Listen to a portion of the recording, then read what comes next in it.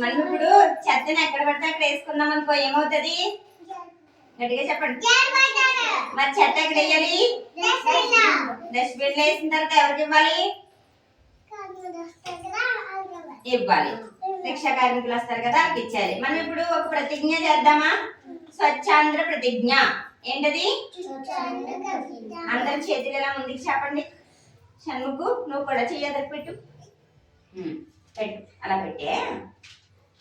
చెప్పండి అందరూ. నేను నా పరిసరాల పరిశుభ్రత కొరకు ప్రతిరోజు అందరూ చెప్పాలి సొంత సమయం కేటాయిస్తానని నా వంతు కృషిగా స్వచ్ఛత కార్యక్రమాల కొరకు శ్రమదానం చేసి పరిశుభ్రత ఆంధ్రప్రదేశ్ సాధించే సంకల్పానికి కట్టుబడి ఉంటానని ఈ రోజు నుండి నా తోటి వారికి కూడా స్వచ్ఛత అవగాహన కల్పించే దిశగా ప్రయత్నిస్తానని భవిష్యత్ తరాలకు ఆరోగ్యవంతమైన సుభిక్షితమైన ఆనందకరమైన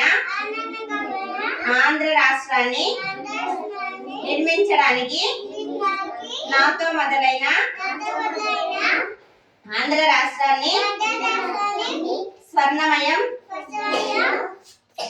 చేయడానికి నిర్ణయం ద్వారా ఈ రాష్ట్రాన్ని స్వచ్ఛాంధ్ర స్వర్ణాంధ్రగా తీర్చిదిద్దేటట్లుగా నా వంతు కృషి చేస్తానని ప్రమాణం చేస్తున్నాను.